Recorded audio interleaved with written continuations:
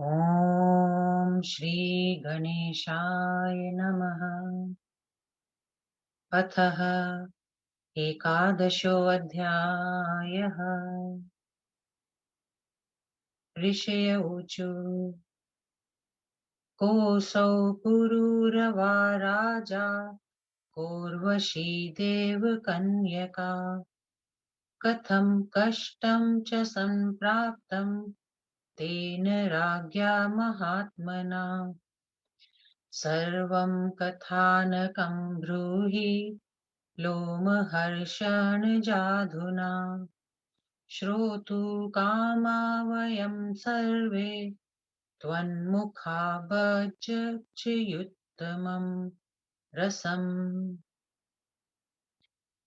अमृतादपि मिष्टाते वाणी सूतरसात्मिका न तृप्यामो वयं सर्वे सुधया च यथामराः। सूत उवाच शृणोध्वं मुनयः सर्वे कथां दिव्यां मनोरमां वक्ष्यामयहं यथा बुद्ध्या श्रुतं व्यासवरोत्तमात् गुरोस्तु दयिता भार्या तारा नामेति विक्षुता रूपयौवनयुक्ता सा चार्वङ्गी मदविह्वला गतैकदा विधोर्धाम वजमानस्य भामिनी दृष्ट्वा च शशीनात्यर्थं रूपयौवनशालिनी कामातुरस्तदा जातः शशी मुखीं प्रति सापि वीक्षय विधुं कामं जाता मदनपीडिताम् तावन्योन्यं प्रेमयुक्तौ स्मरार्तो च बभूवतु तारा शशी मदोन्मत्तौ कामबाणप्रपीडितौ रेमाते मदमत्तौ तौ परस्परस्पृहान्वितौ दीनानि कतिचित् तत्र जातानि रममाणयोः बृहस्पतिस्तु दुःखार्तस्तारामानयितुं गृहम् प्रेषयामास शिष्यं तु नायाता सा वशीकृता पुनः पुनर्यदा शिष्यं परावर्तत चन्द्रमाः बृहस्पतिस्तदा क्रुधो जगाम स्वयमेव हि गत्वा सोमगृहं तत्र वाचस्पतिरुदारधि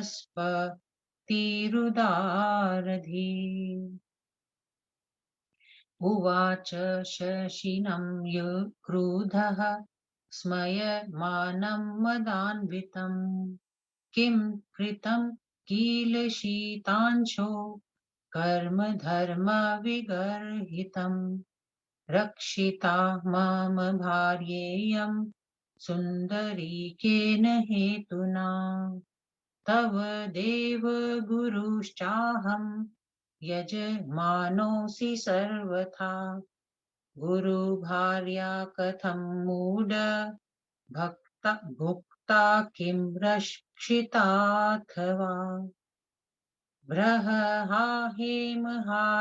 च सुरापो गुरुतल्पगः महापातकिनो हेते तत्संसर्गी च पञ्चमः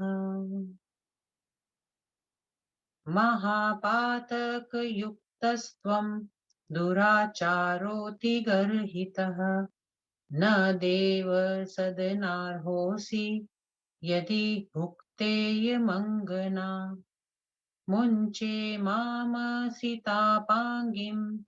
नयामि सदनं मम नो चेद् वक्ष्यामि दुष्टात्मन् गुरुदारापहारिणाम्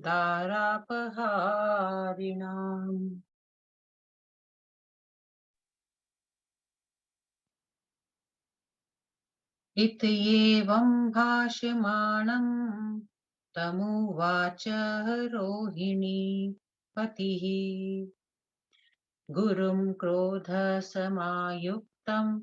कान्ताविरहदुःखितम् इन्द्र उवाच क्रोधाते तु दुराराध्या ब्राह्मणाः क्रोधवर्जिताः पूजार्हा धर्मशास्त्रज्ञा वर्जनीयास्ततो न यथा आगमिष्यति सा कामं गृहं ते वरवर्णिनी अत्रैव संस्थिता बाला का ते हानिरिहानघ इच्छया संस्थिता चात्र सुखकामार्थी सा दीनानि कतिचित् स्थित्वा स्वेच्छया चागमिष्यति त्वयैवोदाहतं पूर्वं धर्मशास्त्रमतं तथा न स्त्री दुष्यति चारेण न विप्रो वेदकर्मणा इत्युक्तः शशिना तत्र गुरुरत्यन्तदुःखितः जगाम स्वगृहं तूर्णं चिन्ताविष्टः स्मरातुरः दीनानि कतिचित्तत्र स्थित्वा चिन्तातुरो गुरुः ययावथ गृहं तस्य त्वरितश्चोषधीपतेः स्थितः क्षत्रा निषिद्धोऽसौ द्वारदेशेरुपान्वितः नाजगाम शशी तत्र चूकोपाति बृहस्पतिः अयं मे शिष्यतां यातो गुरुपत्नीं तु मातरम् जग्राह बलतो धर्मी शिक्षणीयो मयाधुना उवाच वाच चं कोपातु द्वारदेशस्थितो बहिः किं शेषे भवने मदं पापाचारसुराधम देहि मे कामिनीं शीघ्रं नो चेच्छापददाम्यहम् करोमि भस्मसानूनं न ददासि प्रियां मम सूत उवाच क्रूराणि चैव मादीनि भाषणानि बृहस्पतेः श्रुत्वा द्विजपतिः शीघ्रं निर्गतः सदनात् बहिः तमुवाच हसन् सोमः किमिदं बहुभाषसे न ते योग्या सितापाङ्गी सर्वलक्षणसंयुता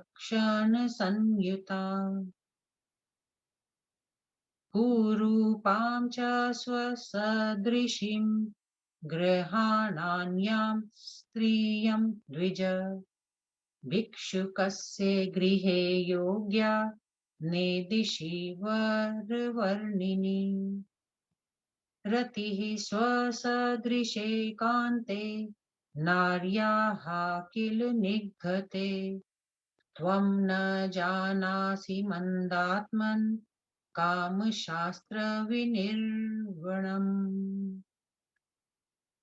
यच्छेष्टं गच्छ दुर्बुद्धे नाहं दास्यामि कामिनी यच्छक्यं कुरु तत्त कामं न देया वर्णिनी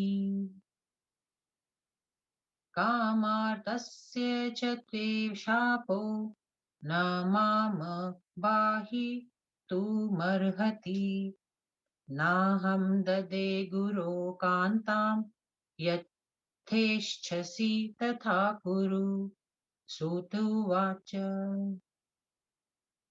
इत्युक्तः शशिना चेजयश्चित्तामाप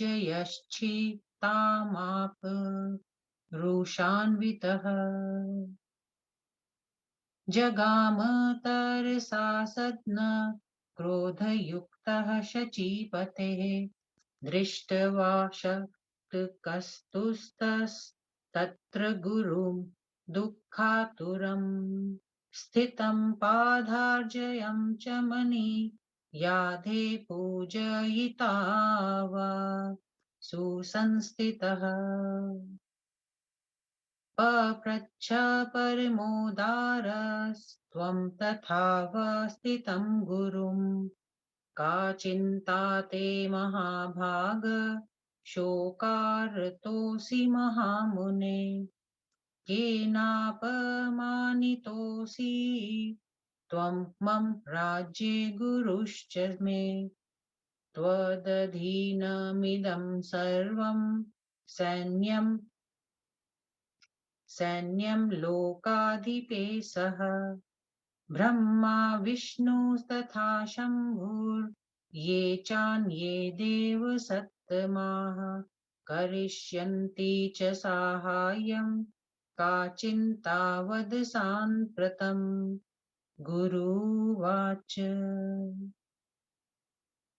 शशिना प्रहता भार्या तारा मम सुलोचना न ददाति स दुष्टमा पार्थितोऽपि पुनः पुनः किं करोमि सुरेशान त्वमेव शरणं मम साहाय्यं कुरु देवेश दुःखितोऽस्मि शतक्रतो इन्द्र उवाच मा शोकं कुरु धर्मज्ञ दासोऽस्मि तव सुव्रत आनयिष्याम्यहं नूनं भार्यां तव महामते प्रेषिते चेन्मया दूते न दास्यति मदाकुलः ततो युद्धं करिष्यामि देवसैन्ये समावृतः इत्याश्वास्य गुरुं शक्रो दूतं वक्त्रीविलक्षणम् प्रेषयामास सोमाय वार्ताशंसीन्मदुत्तम स गत्वा शशिलोकं तु त्वरितः सुविलक्षणा उवाच वचनेनैव वचनं रोहिणीपतिम् प्रेषितोऽहं महाभाग शक्रेण त्वां विवक्ष्या कथितं प्रभुना यच्च तद्ब्रवीमि महामते धर्मज्ञोऽसि महाभाग नीतिं जानासि सुव्रतः अत्रिः पिता ते धर्मात्मा न निधं कर्तुमर्हसि भार्या रक्षा सर्वभूते यथा शक्ति हन्तन्त्रितेः तदेर्थे कलह कामं भविता नात्र संशयः यथा तव तथा तस्य यत्नः स्यादारक्षणे आत्मवत् सर्वभूतानि चिन्तयः त्वं सुधानिधे। अष्टाविंशतिसङ्ख्यास्ते कामिन्यो दक्षजान् गुरुपत्नीं कथं भुक्तो त्वमिच्छसि सुधानिधे। स्वर्गे सदा वसन्त्येता मेनकाधा मनोरमाः भुक्ष्वा ताः स्वेच्छया कामं मुञ्च पत्नीं गुरोरपि। ईश्वरा यदि कुर्वति जुगुप्सित महन्तया अज्ञास्तदनुवर्तते तदा धर्मक्षयो भवेत्। तस्मान् मुञ्च महाभाग गुरोः पत्नीं मनोरमां कलहस्तव निमित्तो सुराणां न भवेदथा। सूत उवाच। सोमः शक्रवचः श्रुत्वा किञ्चित् क्रोधः समाकुलः भङ्गया प्रीतिवचः प्राह शक्रदूतं तदा शशि। इन्द्र उवाच। धर्मज्ञोऽसि महाबाहो देवानामधिपः स्वयं पुरोधापि च ते तादृक् युवयोः सदृशिमतिः परोपदेशे कुशला भवन्ति बहवो जनाः। दुर्लभस्तु स्वयं कर्ता प्राप्ते कर्मणि सर्वदा ब्राहस्पत्यप्रणीतं च शास्त्रं गृह्णन्ति मानवाः। को विरोधत्र देवेश काम्यानां भज श्रियम् स्वकीयं बलिनां सर्वं दुर्बलानां न किञ्चन स्वीया च परकीया च भ्रमोऽयं मन्दचेतसाम् तारामयनुरक्ता च यथा न तु तथा गुरौ अनुरक्ता कथं त्याज्या धर्मतो न्यायतस्तथा गृहारम्भस्तु रक्ताय वरक्तायां कथं भवेत् विरक्तेयं यदा जाता चकमेनुजकामिनी न दास्येऽहं वरारोहं गच्छ दूतवदं स्वयम् ईश्वरोऽसि सहस्राक्ष यदिच्छसि कुरुष्वत। सूत उवाच। इत्युक्तः शशीनादूतः प्रययौ शक्रसन्निधम् इन्द्रायाचष्ट तत्सर्वं यदुक्तं शीतरश्मिना दुराषाडपि च श्रुत्वा क्रोधयुक्तो बभूवः सेनोद्योग्यं तथा चक्रे साहाय्यार्था गुरोर्विभु शुक्रस्तु विग्रहं श्रुत्वा गुरुद्वेषाततीययौ मा ददस्वेति तं वाक्यमुवाच शशिनं प्रति साहाय्यं ते करिष्यामि मन्त्रशक्त्या महामते भविता यदि सङ्ग्रामस्तव चेन्द्रेण मारीश शङ्करस्तु तदा कर्ण्य गुरुदाराभिमर्शनं गुरुशत्रुं भृगुं मत्वा साहाय्यमकरोत् तदा सङ्ग्रामस्तु तदा वृतो देवदानवयोद्धुतं बहूनि तत्र वर्षाणि तारकासुरवत् किल देवासुरकृतं युद्धं दृष्ट्वा तत्र पितामहः हंसारूढो जगामाशु तं देशं क्लेशशान्तये राकापतिं तदा प्राह मुञ्च भार्यां गुरोरिति नो चेद् विष्णु समाहूय करिष्यामि तु संशयम् भृगुं निवारयामास ब्रह्मालोक पितामहः किं मन्यान् मतिर्जाता सङ्गदोषान् महामते निषेधयामास ततो भृगुस्तं चोषधीपतिम्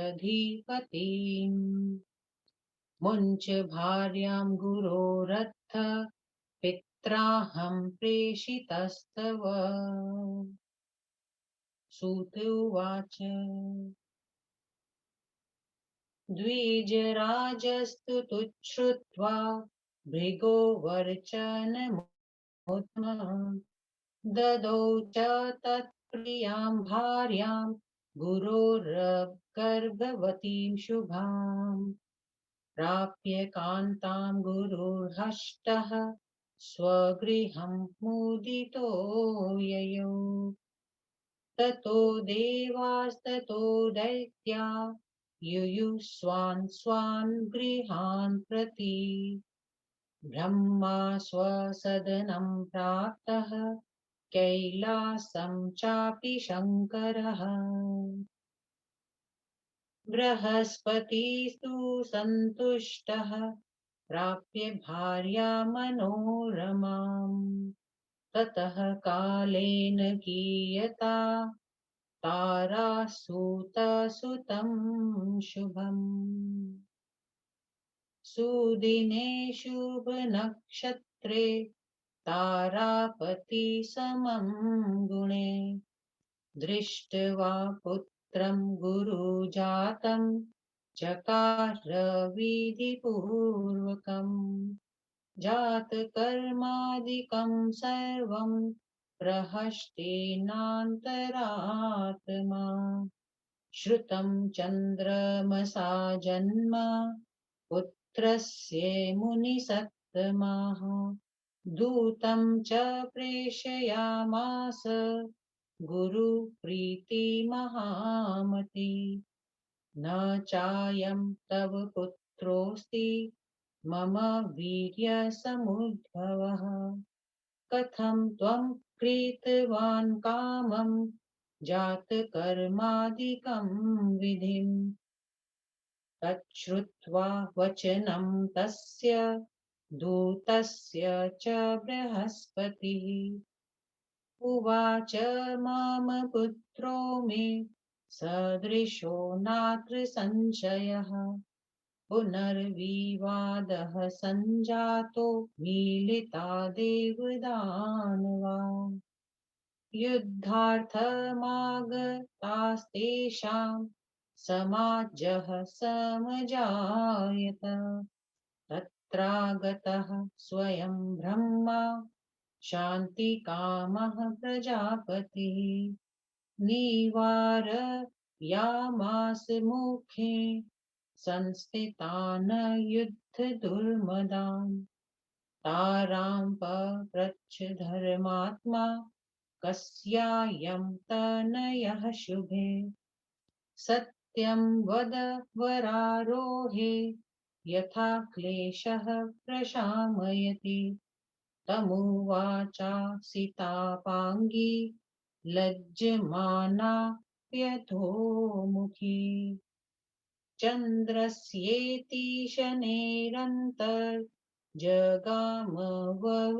वरवर्णिनि जग्राह तं सुतं सोमः प्रहस्तेनान्तरात्मना नाम चक्रे बुद्ध इति जगाम स्वगृहं पुनः ययौ ब्रह्मा स्वकं धाम सर्वे देवाः सवासवाः यथा गतं गतं सर्वे सर्वशः प्रेक्षकैर्जनैः कथितेयं बुधोत्पत्तिर्गुरुक्षेत्रे च सोमतः। यथा श्रुत्वा मया पूर्वं व्यासा सत्यवती सुता। इति श्रीदेवी भागवते प्रथम स्कंदे बुद्धोत्पत्ति नामेकादशोऽध्यायः।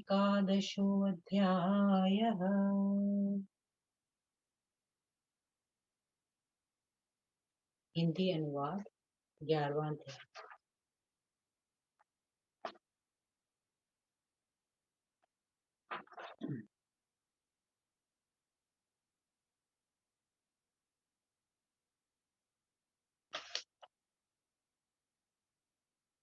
चंद्रपुत्र बुद्ध की उत्पत्ति का वृतांत। ऋषि बोले, हे सूत जी, ये राजा पुरुरवा कौन थे और देव कन्या उर्वशी कौन थी? महात्मा राजा पुरुरवा की क्या दुर्गति हुई थी? हे लोमहर्षण कन्ये, आप इस कथानक को विस्तार के साथ कहिए। हम लोग आपकी सरस वाणी सुन के उत्सुक हैं। हे सूत जी, आपके वचन अमृत से भी मीठे होते हैं। उन्हें सदा सुनते रहने पर भी हम उसी प्रकार तृप्त नहीं होते जैसे देवता अमृत से तृप्त नहीं होते।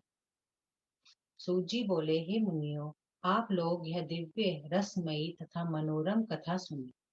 मैंने व्यास जी के मुख से जैसा सुना था वैसा ही अपनी बुद्धि के अनुसार कहूंगा। गुरु बृहस्पति की पत्नी तारा इन नाम से विख्यात थी। वह रूप तथा यौवन से युक्त थी। उसके सभी अंग सुडौल थे और वह सदा काम मद में विहल रहती थी। एक बार वह अपने यजमान चंद्रमा के घर गई। तब उस रूपवती कामिनी को चंद्रमा ने देखा। उस चंद्रमा वदना नारी को देखते ही चंद्रमा कामातुर हो गए। तारा भी चंद्रमा को देखकर उस पर मोहित हो गई। इस प्रकार वे दोनों एक दूसरे पर आसक्त होकर कामदेव के वाणों से पीड़ित तथा मद से उन्मत्त हो गए। अब वे दोनों मदमद प्रेमी परस्पर काम पिपासा पूर्ण करते हुए रमण करने लगे। इस प्रकार दोनों को आनंद लेते लेते कुछ समय बीत गया। तब गुरु बृहस्पति जी ने दुखी होकर तारा को लाने के लिए अपने एक शिष्य को भेजा, किंतु चंद्रमा के वशीभूत होने के कारण वह नहीं आई। जब चंद्रमा ने बार बार शिष्य को लौटाया, तब गुरु बृहस्पति क्रुद्ध होकर स्वयं उनके घर आए। उदार बुद्धि देव गुरु बृहस्पति ने अभिमान भरे तथा मुस्कुराते हुए चंद्रमा से कहा, हे शीतांशो, तुमने यह धर्म के विपरीत कर्म क्यों किया? तुमने मेरी सुंदरी भार्या को क्यों अपने घर में रख लिया? हे देव, मैं तुम्हारा गुरु हूँ और तुम मेरे यजमान हो। तब हे मूर्ख, तुमने क्या समझकर गुरुपति पत्नी के साथ दुराचार किया और उसे अपने घर में रख लिया? भ्रमघाती सुवर्ण का चोर, मदिरा पान करने वाला, गुरु पत्नी के साथ भोग करने वाला और उपर्युक्त पापियों से संपर्क रखने वाला, ये पांचों महापात की ही कहलाते हैं। अतएव तुम महापात की, दुराचारी और अत्यंत नीच प्राणी हो। यदि तुमने मेरी पत्नी का भोग किया है तो तुम देवलोक में रहने के अधिकारी ही नहीं हो। तुम इस श्याम बोहों वाली मेरी पत्नी को छोड़ दो, जिससे मैं इसे अपने घर ले जाऊं। नहीं तो अरे दुरात्मा, तुझ गुरु पत्नी का अपहरण करने वाले पापी को मैं अभिशाप दे दूंगा। क्रोधाकुल और पत्नी के विरह से व्यथित गुरु बृहस्पति के वचन सुनकर रोहिणी पति चंद्रमा बोले। चंद्रदेव ने कहा, क्रोधी ब्राह्मण की निंदा होती है। अतएव ब्राह्मण को सदा क्रोधहीन रहना चाहिए। क्रोधहीन तथा धर्मशास्त्र के ज्ञाता ब्राह्मण पूज्य माने जाते हैं। जो इन गुणों से हीन हो वह ब्राह्मण त्याज्य होते हैं। वह रूपवती नारी किसी दिन स्वेच्छा से आपके घर चली जाएगी। तब तक वह यदि कुछ दिन यही रह जाए तो क्या हर्ज है? वह अपनी इच्छा से रह रही है, क्योंकि उसे सुख के उपभोग की इच्छा है। कुछ दिन यहाँ रहकर वह स्वयं आपके घर चली जाएगी। पूर्व काल में आपने ही स्वरचित धर्मशास्त्र में इस मत का प्रतिपादन किया है कि रजोदर्शन के अवसर पर पापाचरण करने वाली स्त्री और वैदिक धर्म में संलग्न पापी ब्राह्मण दूषित नहीं माने जाते। चंद्रमा के ऐसा कहने पर गुरु बृहस्पति अत्यंत दुखी हुए। काम पीड़ा से व्यथित तथा चिंतित होते हुए तत्काल चले गए। चिंता से व्याकुल बृहस्पति जी कुछ दिन अपने घर रहकर फिर चंद्रमा के पास आ गए। वहां द्वार पर खड़े पहरेदार ने उन्हें भीतर नहीं जाने दिया। तब क्रुद्ध होकर वे द्वार पर ही रुक गए। कुछ देर प्रतीक्षा करने पर भी जब चंद्रमा उनसे मिलने नहीं आए, तब उनका क्रोध और भी भभक उठा। उन्होंने सोचा कि यह मेरा शिष्य है, इसमें माता के सदृश आदरणीय गुरु पत्नी को बरबस कर लिया है। अतएव अब मुझे इस अधर्मी को दंड देना चाहिए। बाहर दरवाजे पर खड़े बृहस्पति जी ने बड़े क्रोध के साथ, अरे नीच पापी और देवताओं में अधम, तू घर के भीतर पड़ा क्यों सो रहा है? मेरी स्त्री मुझे दे दे, नहीं तो मैं तुझे अभिशाप देकर भस्म कर दूंगा। बृहस्पति जी के इन क्रूर वचनों को सुनकर द्विज राज चंद्रमा शीघ्र अपने महल से बाहर निकल आए। द्वार पर आकर चंद्रमा जी ने हंसते हुए कहा, आप इस तरह अनाप शनाप क्यों बक रहे हैं?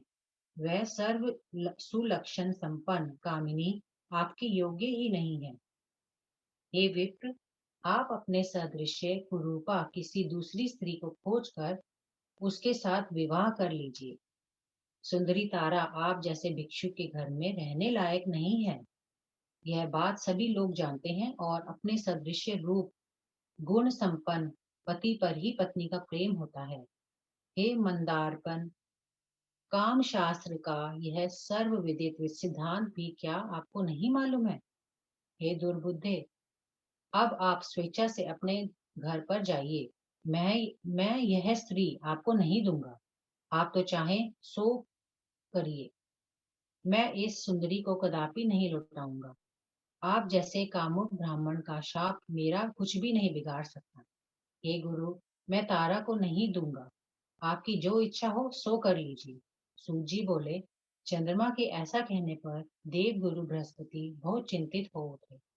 उसी आवेश में वह वहां से चलकर शचीपति इंद्र के पास आ पहुंचे। गुरु बृहस्पति को विशेष दुखित और चिंतित अवस्था में अपने सन्मुख उपस्थित होकर देवराज इंद्र ने पाद्य अर्घ्य आचमनीय आदि सामग्रियों से उनकी विधि पूर्वक पूजा की।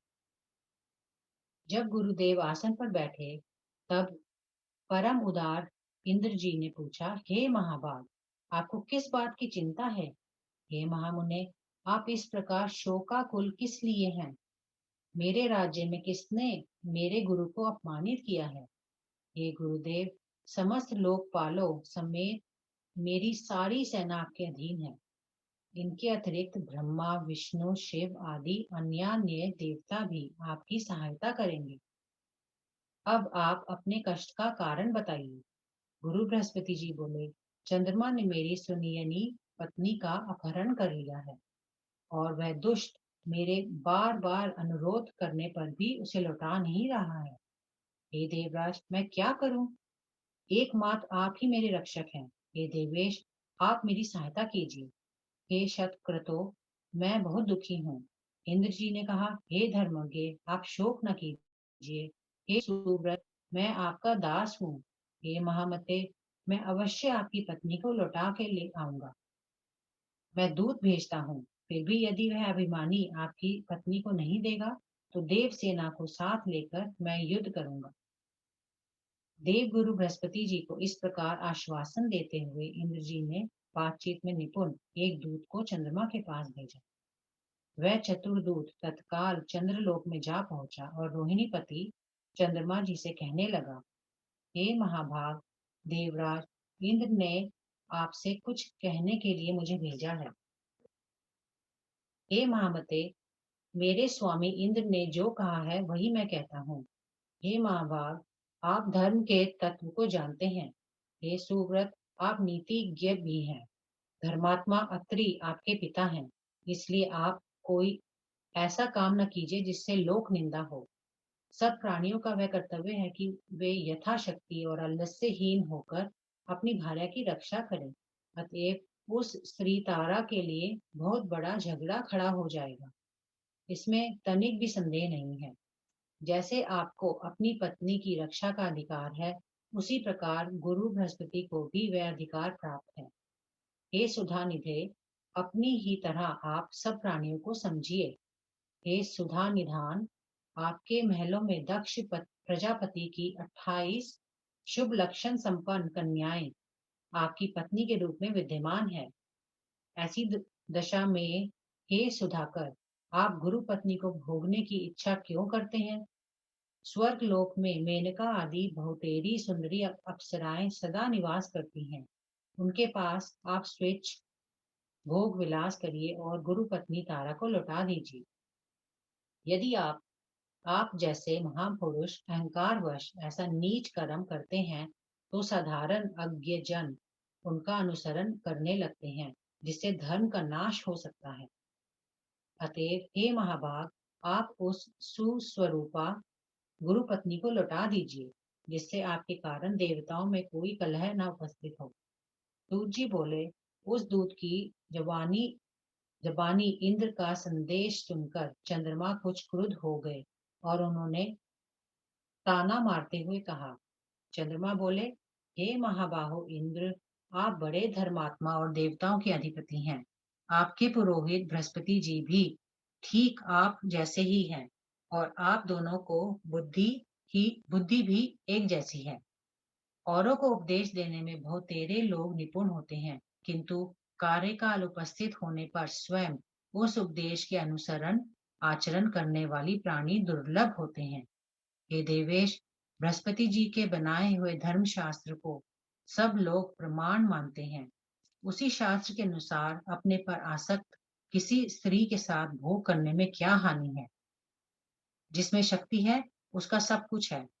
दुर्बल प्राणियों को तो अपना कहने के लिए भी कुछ नहीं रह जाता। और फिर अपनी पराई स्त्री का भेदभाव मंद बुद्धि वाले प्राणियों में रहता है, हम जैसों में नहीं।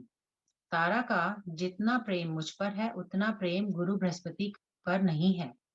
किसी अनुरक्ता स्त्री को त्यागना कहाँ का धर्म है और कहाँ का अन्याय है? गृहस्थ जीवन पति पर प्रेम रखने वाली स्त्री के साथ ही सुख पूर्वक बीत सकता है, विरक्त स्त्री के साथ नहीं। जब बृहस्पति अपने छोटे भाई संव्रत की स्त्री पर आसक्त हुए, तभी से तारा का बृहस्पति जी से अनुराग हट गया है।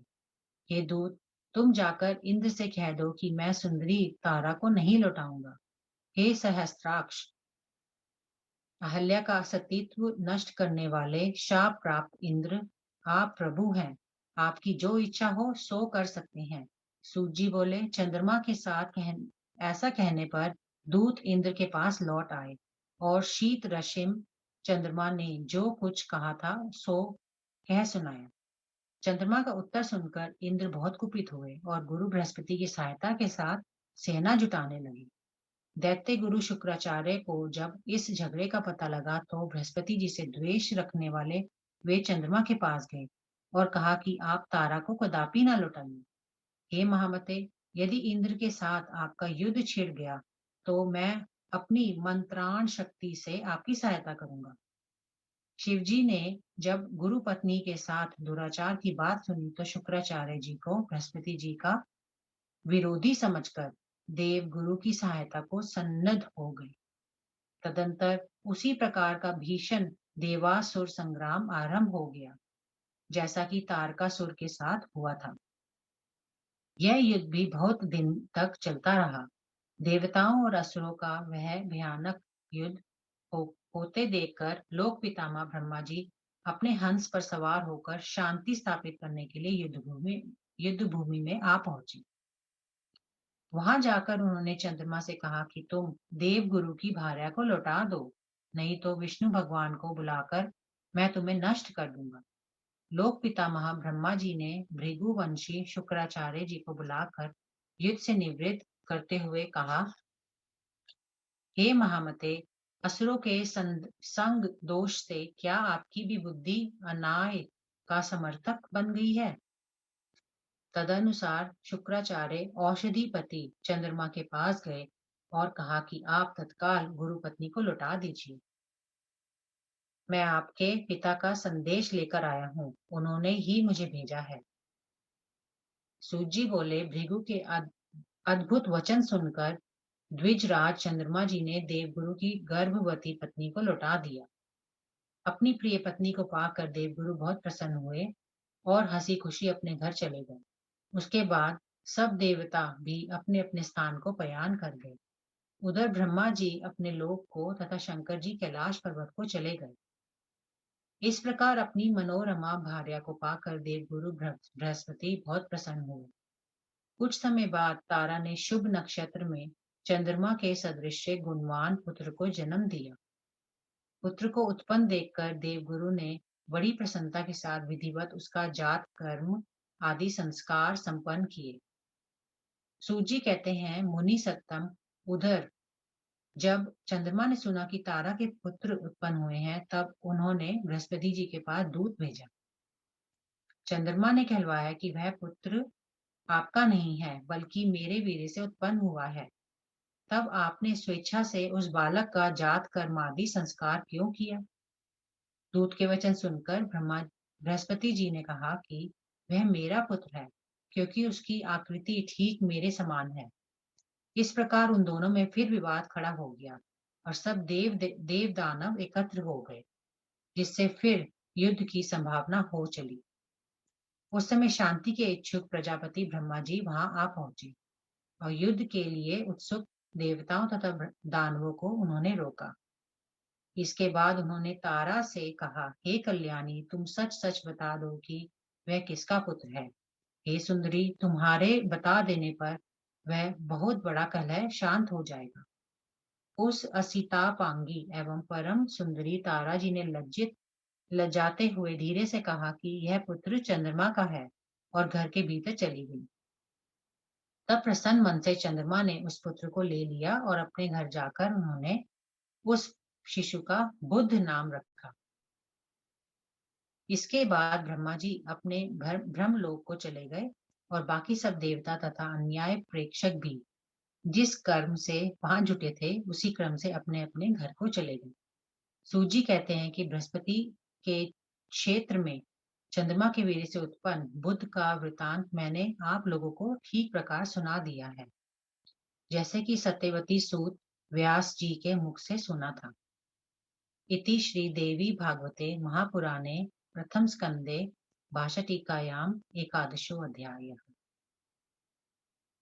ओम श्री दुर्गा देव्यै नमः।